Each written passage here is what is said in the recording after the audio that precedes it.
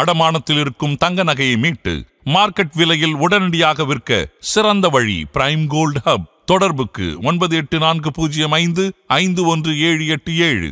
தங்கத்தை மட்டுமல்ல, உங்கள் தன்னம்பிக்கையையும் மீட்டுத் தருகிறோம்.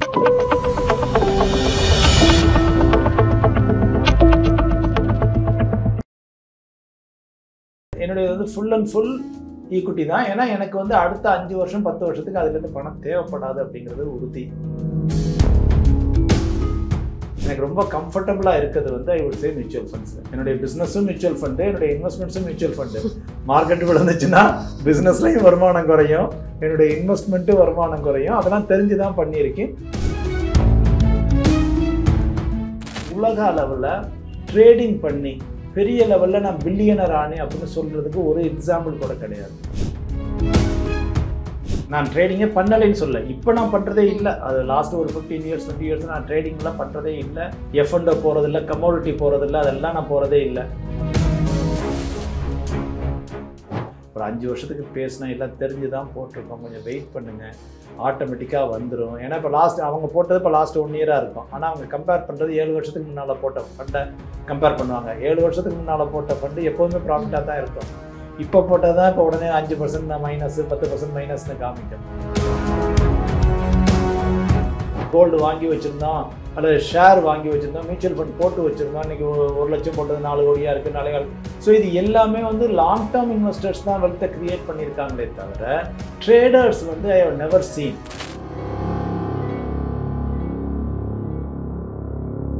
ஓகே சார், இப்போ உங்களுடைய போர்ட்ஃபோலியோ அலோகேஷன் எப்படி சார் இருக்குது? உங்களோட ஸ்ட்ராட்டஜி என்ன சார்? என்னுடைய ஸ்ட்ராட்டஜி சொல்கிறேன், இதை யாரும் ஃபாலோ பண்ண வேண்டாம். என்னுடைய strategy 100% equity, high risk portfolio. Small cap portion அதிகமாக இருக்கும், மிட் கேப் இருக்கும், மல்டி கேப்ஸ் இருக்கும், லார்ஜ் கேப் இருக்காது, ரொம்ப இருக்காது. ஸோ திமேட்டிக் செக்டரல் ஃபண்ட்ஸு அது கொஞ்சம் அதிகமாக எடுப்பேன். அந்த பெட்லாம் எடுப்போம். அது என்னுடைய ஃபுல் அண்ட் ஃபுல் ஈக்விட்டி தான். ஏன்னா எனக்கு அடுத்த 5 வருஷம் 10 வருஷத்துக்கு அதுலேருந்து பணம் தேவைப்படாது அப்படிங்கிறது உறுதி. என்னுடைய டே டு டே லிவிங்க்கு கம்பெனிலேருந்து சேலரி வர்றது வந்துடும். That is enough for me. So அதனால் நம்ம எடுக்கிறதே full high risk, full equity allocation. எனக்கு டெபாசிட்டுங்கிறது ஒரு பைசா கூட கிடையாது. பேங்க் எஃப்டிஓ அதுவோ எதுவுமே கிடையாது. பிபிஎஃப் வச்சுருக்கேன், அது போட்டுக்கிட்டு இருக்கேன். லாஸ்ட் ஒரு 10-15 இயர்ஸாக பிபிஎஃப் போட்டுக்கிட்டு இருக்கேன், டேக்ஸ் ஃப்ரீ அப்படிங்கிறதுனால பிபிஎஃப் இருக்குது. அதர் தேன் தட் எனக்கு வேறு பாண்ட்ஸோ ஃபிக்ஸட் டெபாசிட்டோ, சாவரின் கோல்டு பாண்ட்ஸ் கொஞ்சம் வாங்கினேன். At that point of time gold ரொம்ப சீப்பாக இருந்துச்சு. கிராம் 2000, 3000 ரூபா, 3500 சாவரின் கோல்டு பாண்ட்ஸ்லாம் வந்துச்சு. அதில் கொஞ்சம் வச்சுருக்கேன். அதுவும் சின்ன போர்ஷன் தான். பர்சன்டேஜ்னு பார்த்தீங்கன்னா லெஸ் தேன் 5% இருக்கும் கோல்டில் கூட. ஸோ ஃபுல் அண்ட் ஃபுல் இது தான். லேண்ட் இன்வெஸ்ட்மெண்ட்ஸ் நான் யூஎஸில் இருக்கையில் 1-2 வாங்கினது தான். அதையும் கூட கொஞ்சம் 1-2 விற்று. ஸோ மேஜரான ரியல் எஸ்டேட் கிடையாது. வாழ்கிறதுக்கு வீடு, all those things are the. So அதை வேணால் இன்வெஸ்ட்மெண்ட் எடுத்துக்கலாம். ஆஃபீஸுக்கு ஆஃப் லேட்டாக ஒரு இடம் வாங்கியிருக்கோம்.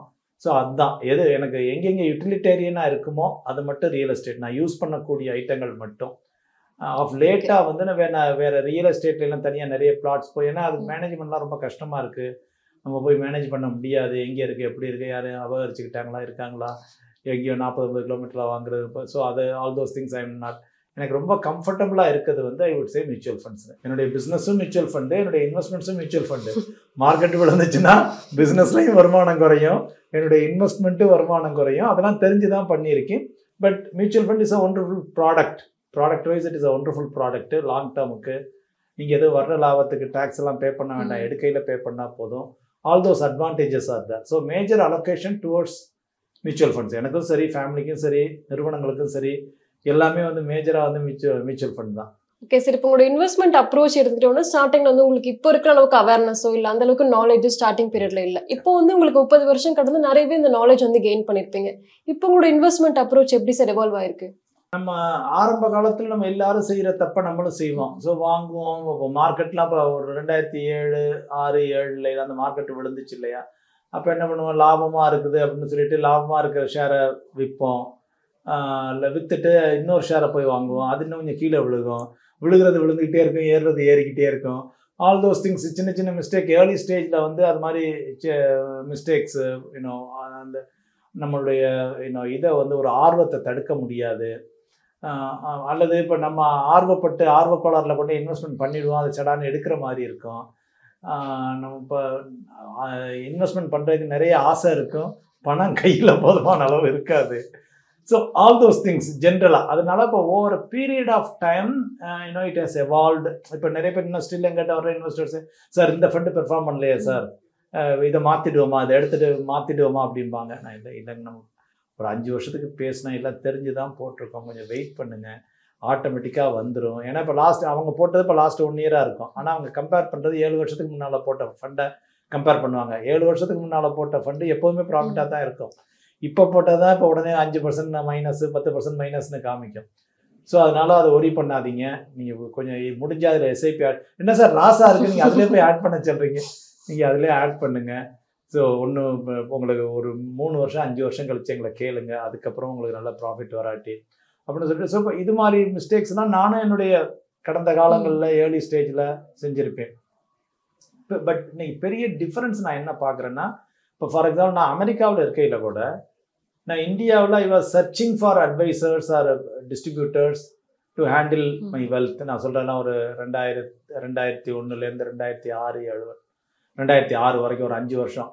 For example Franklin mutual fund நேரடியாக அவங்களே கூப்பிட்டாலும், சார் நீங்கள் யூஎஸில் இருக்கீங்கல்ல, நாங்கள் யூஎஸ் மணி அக்செப்ட் பண்ண முடியாது.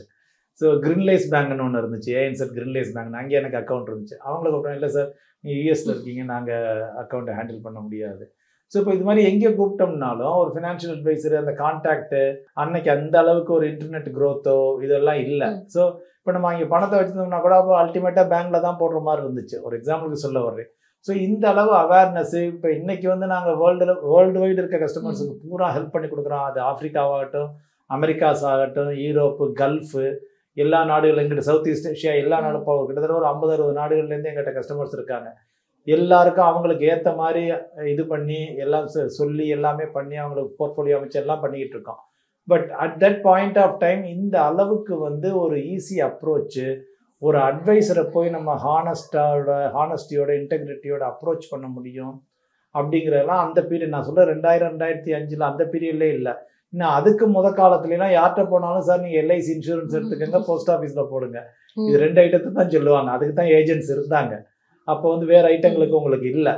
ஸோ இன்னைக்கு அதை பார்க்கல நம்ம when I look back, இன்னைக்கு வந்து ஒரு இன்வெஸ்டருக்கு அல்லது எந்த நாலேஜுமே இல்லாதவங்களுக்கு, இன்வெஸ்ட்மெண்ட் நாலேஜே இல்லாதவங்களுக்கு வந்து இன்னைக்கு வந்து மார்க்கெட்டில் வந்து there are people like us to serve them readily with complete honesty, integrity எல்லாத்தோடையும். ஸோ அது வந்து இன்னைக்கு இந்தியாவுடைய ஒரு பெரிய வளர்ச்சி, ஃபினான்ஷியல் சர்வீசஸ் இண்டஸ்ட்ரியில், இன்வெஸ்ட்மெண்ட் இண்டஸ்ட்ரியில் அது ஒரு பெரிய வளர்ச்சி அப்படின்னு சொல்லுது. நீங்கள் ட்ரேடிங் மேலே உங்களுக்கு இன்ட்ரெஸ்ட் இல்லையா சார்? ஏன்னா எல்லாருமே ஸ்டார்ட்ல வந்து ட்ரேட் பண்றாங்க, இதை லூஸ் பண்ண அதை லூஸ் பண்ண அப்படின்னு வந்து சொல்லி கேள்விப்பட்டிருக்கோம். உங்களுக்கு ட்ரேடிங் மேலே எனக்கு வந்து நான் ஒரு சாம்பிளுக்காக ட்ரேடிங் பண்ணி பார்த்துருக்கேனே தவிர ஐ நெவர் பிலீவ் இன் ட்ரேடிங். நான் ட்ரேடிங்கே பண்ணலைன்னு சொல்ல, இப்போ நான் பண்ணுறதே இல்லை. அது லாஸ்ட் ஒரு 15 years 20 years நான் ட்ரேடிங்லாம் பண்ணுறதே இல்லை.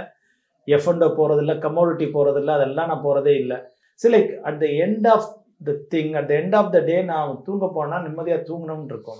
படப்படன்னு நெஞ்சு அடிச்சுக்கிட்டே இருக்கக்கூடாது. என்ன பொசிஷன் என்னாச்சு, நான் பணம் கொடுக்கணுமா வாங்கணுமா, என்ன செய்யணும், ப்ராஃபிட்டா லாஸா அப்படின்னு சொல்லிட்டு. ஸோ அந்த ஒரு படபடப்பு எனக்கு வேண்டாம். I enjoy what I am doing ஜென்ரலாக. ஸோ இது நமக்கு தெரியுது ஷூர். ஏன்னா இன்னொன்று எனக்கு ஆரம்பத்துலேருந்து என்ன பிலீஃப்னா, உலக அளவில் ட்ரேடிங் பண்ணி பெரிய லெவலில் நான் பில்லியனர் ஆனேன் அப்படின்னு சொல்கிறதுக்கு ஒரு எக்ஸாம்பிள் கூட கிடையாது.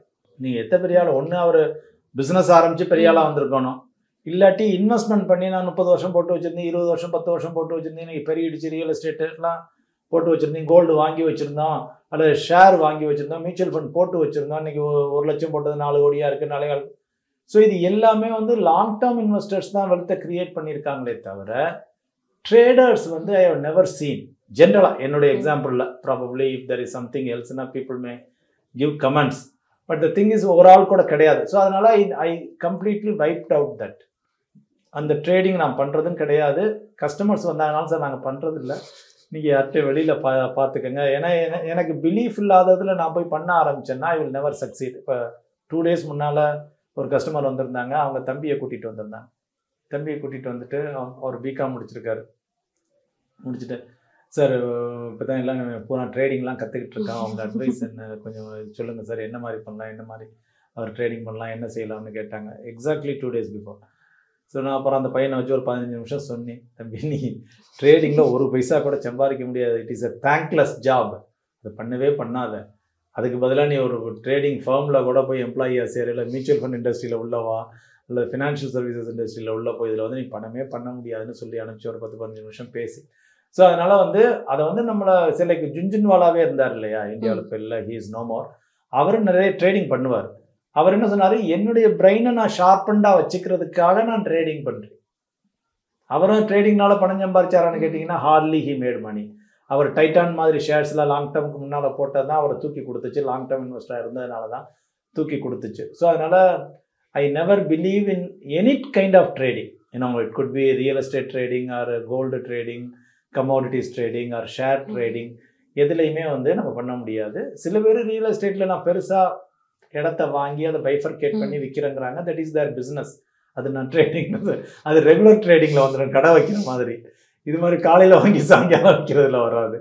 ஸோ அதனால வந்து through this video I would also request all the investors just to forget about trading and be a long term investor. ஏன்னா இந்தியன் எக்கானமி வந்து நெக்ஸ்ட் 5 இயர்ஸ் 10 இயர்ஸ் 15 இயர்ஸில் வந்து யார் பேஷண்ட்டாக இருக்காங்களோ அவங்களுக்கு அள்ளி அள்ளி தரும் ரிவார்ட்ஸை. ஸோ அதனால் they need not go for trading. That is my humble request.